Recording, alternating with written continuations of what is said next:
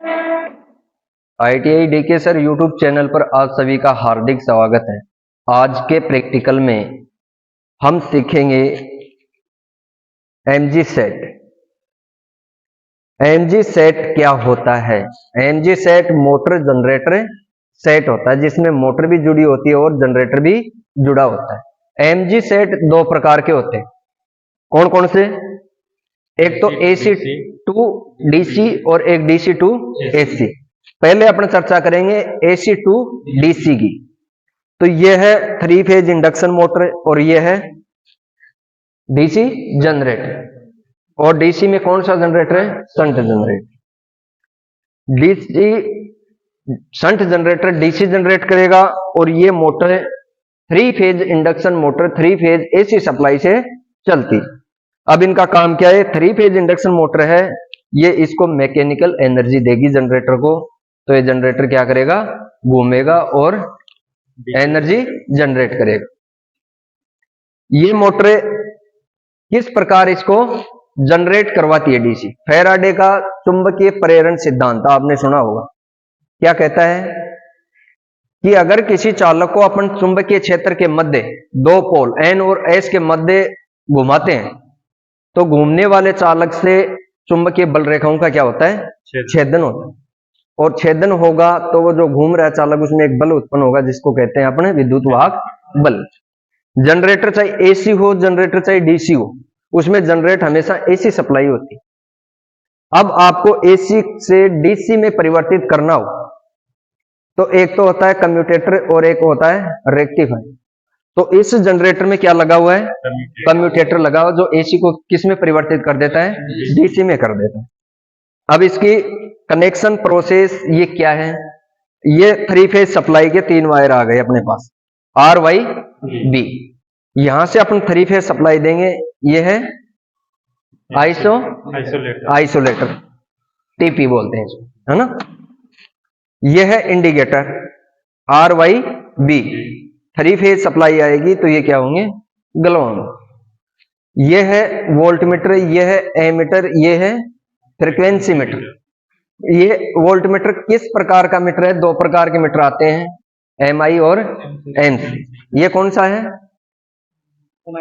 MI type का है। MI type से अपन AC और DC दोनों प्रकार की सप्लाई का मापन कर सकते हैं, जबकि MC जो प्रकार का मीटर होता है उससे अपन DC सप्लाई माप सकते हैं। यह है MI प्रकार का वोल्टमीटर, यह है एमीटर, यह है फ्रीक्वेंसी मीटर। यह है इसका स्टार्टर। स्टार्टर कौन से प्रकार का है? मैनुअल स्टार डेल्टा स्टार्टर है। ये मोटर के कनेक्शन है। मोटर से 6 वायर निकलते हैं, 3 वाइंडिंग होती हैं A, B और C, और प्रत्येक वाइंडिंग से 2-2 टर्मिनल निकलते हैं। A वाइंडिंग का A1 और A2, B वाइंडिंग का B1 और B2, C वाइंडिंग का C1 और C2। ये अपने स्टार्टर के साथ कनेक्ट करते हैं। ये स्टार्टर है। इसमें आपको कहां कहां जोड़ना है? इसमें 9 कनेक्टिंग पत्तियां होती हैं। ये जो टर्मिनल होते हैं ना, ये 9 होते हैं। 9 किस किस के हो गए? 3 तो सप्लाई के, 6 मोटर के। ये जो फेस्ट वाली पत्तियां हैं इसको तो क्या देना आपको? सप्लाई के वायर जोड़ने, इसमें R, Y और B। अब इसके पास वाली जो पत्ती है इसको अपन देंगे या तो 1-1 देना है प्रत्येक वाइंडिंग का, या 2-2। तो अपन मान लो इसमें A1 देते हैं तो दूसरे फेज के पास क्या देंगे?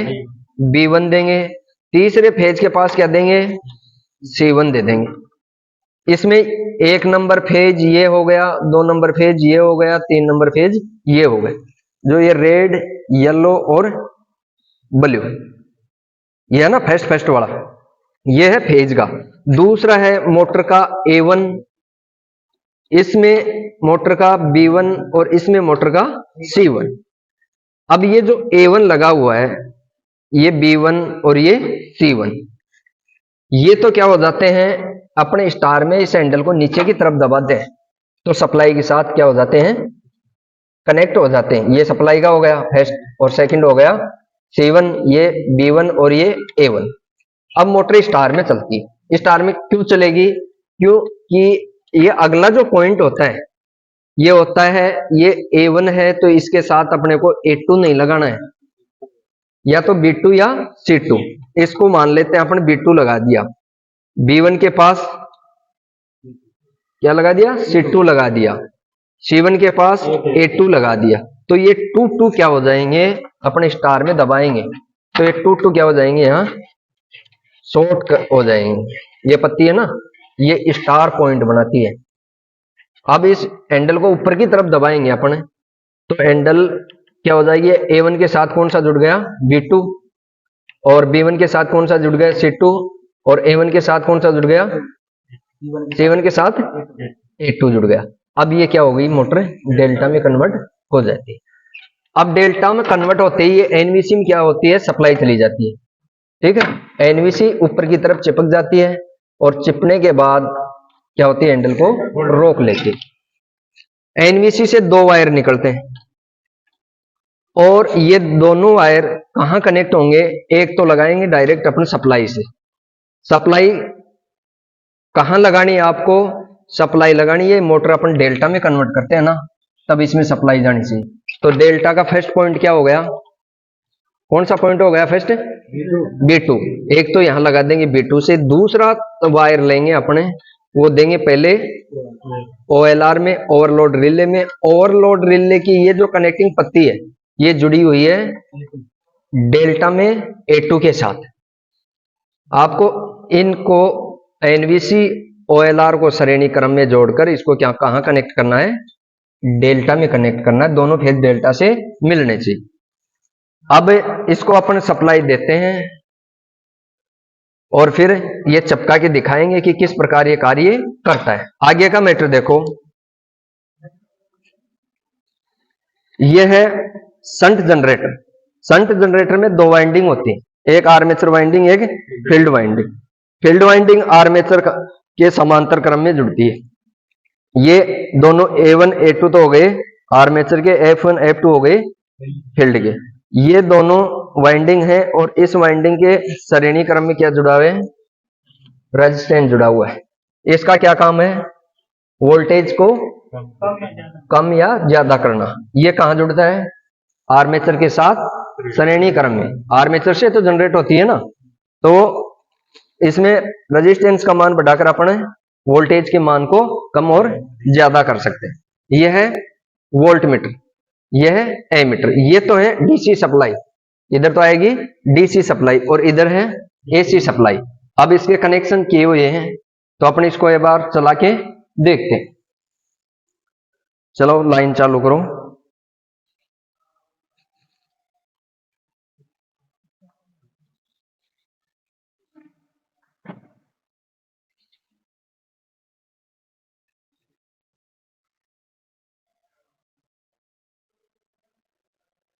थ्री फेज लाइन चालू करते हैं अपन। ये सप्लाई आ गई अपने पास, तीनों इंडिकेटर में लाइट आ गई। अब कितना वोल्टेज का मान कितना आ रहा है, 450। अब इसमें फ्रीक्वेंसी का मान देखें तो 50 हर्ट्ज है ना, ये फ्रीक्वेंसी है। फ्रीक्वेंसी 50, वोल्टेज का मान 450। अब इस मोटर को अपन चलाएंगे, नीचे की तरफ दबाएंगे तो ये किस में चलेगी, स्टार में चलेगी। तो कितना करंट ले रही है, 2 से 3 एम्पियर, और कितना वोल्टेज जनरेट कर रही है। अब इसको मैं ऊपर की तरफ करूंगा,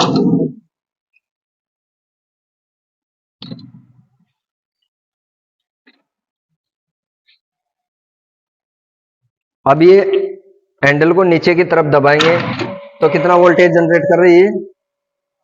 अब इसको रेजिस्टेंस को हम कम ज्यादा करेंगे तो वोल्टेज का मान क्या हो जाएगा, कम हो गया ना, 450 हो गया।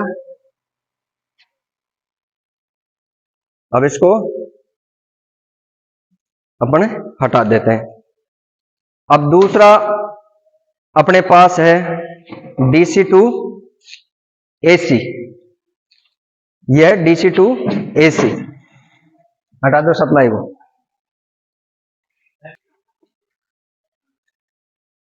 अगला पैनल है अपना MG सेट। MG सेट में DC टू एसी। ये डीसी मोटर है, डीसी मोटर में शंट मोटर है, और ये है अल्टरनेटर। अल्टरनेटर क्या जनरेट करता है? एसी करता है। एसी जनरेट करता है अल्टरनेटर आउटपुट में, क्योंकि इसमें स्लिप रिंग लगी होती है। स्लिप रिंग जो जनरेट करता है वही सप्लाई बाहर देती है। और ये लगा हुआ है एसी इस डीसी मोटर को चलाने के लिए स्टार्टर। स्टार्टर कौन सा है? 4 पॉइंट है। 4 पॉइंट से कौन सी मोटर चला रहे हैं अपन? DC shunt motor. 4 पॉइंट से अपन डीसी शंट भी चला सकते हैं और कंपाउंड भी चला सकते हैं। अब इसका कनेक्शन कैसे होगा इस स्टार्टर में? इसमें 3 टर्मिनल 4 टर्मिनल निकले हुए हैं, तो एक को तो आपको काम में नहीं लेना है। जिसके साथ प्रोटेक्टिव रेजिस्टेंस जुड़ा हुआ है उसको काम में नहीं लेना। 3 पॉइंट लेना है, एक तो आर्मेचर का, एक फील्ड का और एक लाइन का। अब इसमें आपको टेस्टिंग करनी होगी कि कौन सा लाइन का है, कौन सा फील्ड का है, कौन सा आर्मेचर का है। ये इसके साथ जुड़े हुए हैं वोल्टमीटर और एमीटर। ये है इंडिकेटर। ये है क्या है इसका नाम? आइसोलेटर। ये इस अल्टरनेटर के वोल्टमीटर, ये फ्रीक्वेंसी मीटर, ये वोल्टमीटर, ये एमीटर।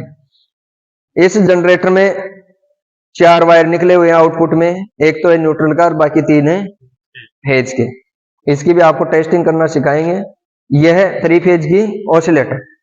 जब इसको ऑन करेंगे जो ये वोल्टेज जनरेट करेगा वो अपने को मीटर में दिखाएगा। ठीक है, तो पहले अपने इसको चलाकर देखते हैं कि ये जनरेट करता है या नहीं करता है।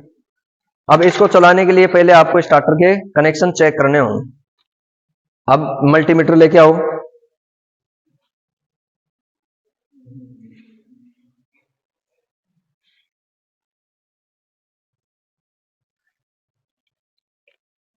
मल्टीमीटर को आपको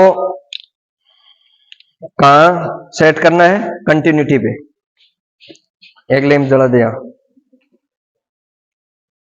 करोगे, पकड़ो मल्टीमीटर पकड़ो। एक तो लगाना आपको हैंडल पर, ठीक है। प्रथम सिरा अपन टेस्ट करेंगे लाइन का। एक तो लगाना है हैंडल पर और दूसरा इस मल्टीमीटर का सिरा लगाएंगे इस पॉइंटों पर। 1 नंबर पॉइंट पर लगाया, नहीं, कंटिन्यूटी नहीं आई। 2 नंबर पर भी नहीं आई, 3 नंबर भी नहीं आई, और ये 4 नंबर है। 4 नंबर के साथ कंटिन्यूटी दर्शा दिया। हैंडल और जिस पॉइंट के साथ कंटिन्यूटी आती है वो तो हो जाता है लाइन का। जब हैंडल ऑफ स्थिति में होगा, तब ऑफ स्थिति में होगा। अब ये ऑफ स्थिति में हैंडल अब आगे की तरफ खिसकाएंगे तो ये क्या होगा? ऑन होगा। ऑफ स्थिति के अंदर हैंडल के साथ जिस पॉइंट में कंटिन्यूटी आती है वो तो लाइन का होगा। अब हैंडल पर एक सिरा रखना है आपको जिसके साथ हैंडल ऑन करने पर रेजिस्टेंस का मान कम होता जाता है, वो हो जाएगा आर्मेचर का। 1 नंबर स्टड पे करो, 1 नंबर स्टड पे करो। हाँ, अब करो ऑन 1 नंबर। इसका रेजिस्टेंस कितना आ रहा है? रेजिस्टेंस पे करो।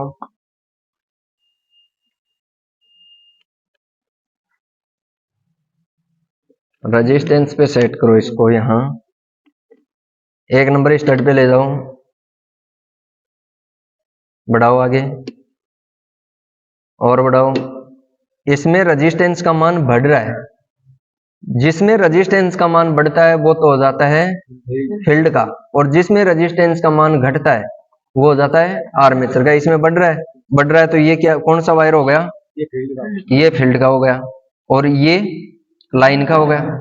और जिसके साथ रेजिस्टेंस का मान घटेगा वो देखना। अब इसमें देखो, फर्स्ट स्टड पे 15 ओम, सेकंड स्टड पे दबा के रखो स्टड को, ये 10 हो गया। आगे ये 6 हो गया, और ये आगे और करो, आगे और करो, ये 2 ओम हो गए। जिसका मान घट रहा है, जिस पॉइंट के साथ मान घटता है वो तो क्या हो गया? आर्मेचर का। जिसमें प्रतिरोध का मान बढ़ता है वो फील्ड का, और जिसमें प्रतिरोध का मान नहीं, ऑफ स्थिति में हैंडल के साथ कंटिन्यूटी दर्शाएगा वो लाइन का। 3 तार का पता लग गया। ये कौन सा था? फील्ड का। एक आर्मेचर का और लगा देते हैं अपन।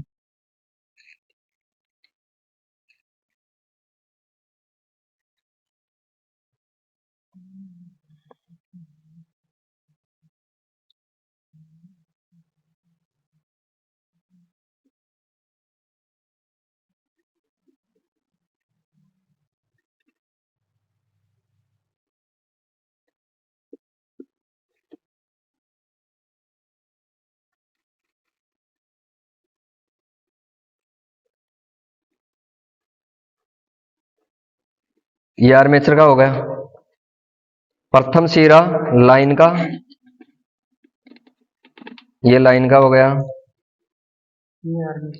ये आर्मेचर का हो गया, और बीच वाला क्या हो गया, फील्ड का हो गया, ये फील्ड का हो गया। ठीक है, अब आपको सप्लाई कहां देनी है, आपको कौन सा, आपको आप बताओ।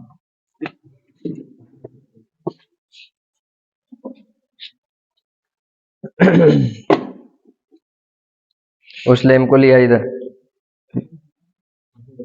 प्रतिरोध मापेंगे अपन। सीरीज में भी तो कल वही है। मेरी सुन लो, होशियार मत बनो। वो केवल सीरीज मोटर, सीरीज जनरेटर की बात है। संट और कंपाउंड में हमेशा फील्ड का ज्यादा ही रहेगा। ठीक है, केवल सीरीज में ध्यान रखना है। वो किताबी ज्ञान दौड़ाने की जरूरत नहीं है, जो प्रैक्टिकल होता है उसको समझना। किताब कहती है कि आर्मेचर का प्रतिरोध कम होता है, लेकिन वहां क्या हो रहा है, ज्यादा हो रहा है। तो प्रैक्टिकल का कॉन्सेप्ट उल्टा हो गया। लेकिन स्टूल लिया,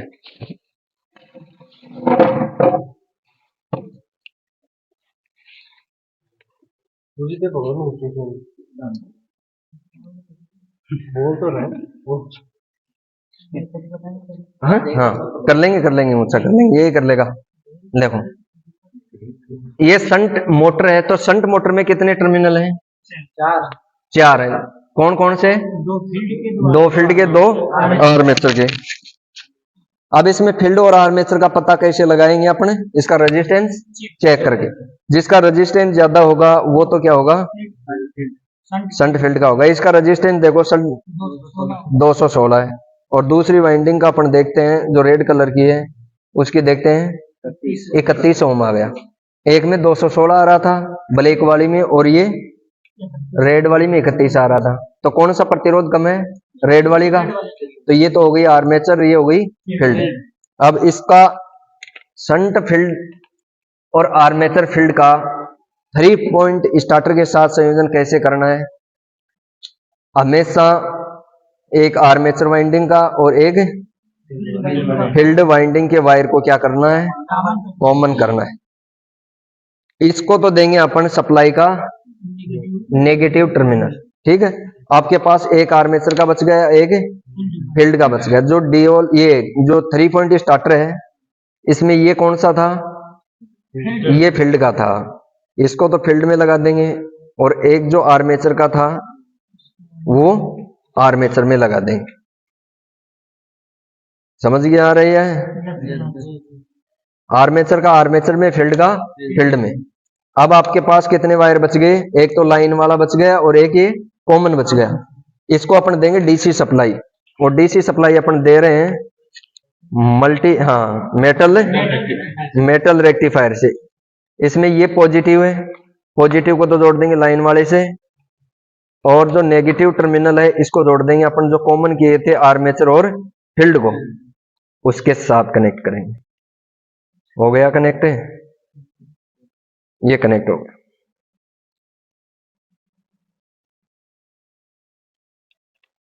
अब अपन मेटल रेक्टिफायर के माध्यम से इसको सप्लाई देंगे। किसको देंगे, स्टार्टर को।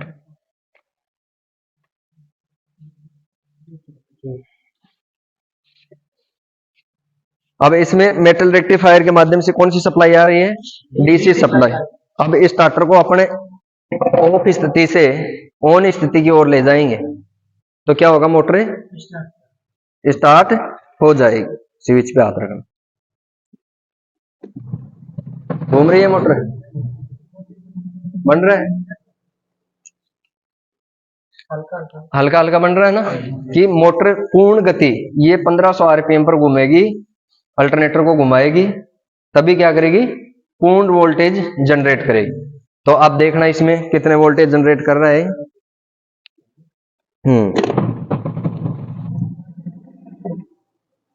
कितना आ रहा है, 150। कितना आ रहा है, 150 वोल्टेज जनरेट कर रहा है। अगर इसको अपने फुल स्पीड पे घुमाएंगे तो ये आपका जो 415 से 450 वोल्टेज के मध्य वोल्टेज बनाएगा ये 3 फेज अल्टरनेटर। ठीक है, इतनी बात समझ में आ गया। इसका कनेक्शन डायग्राम बना लोगे? ठीक।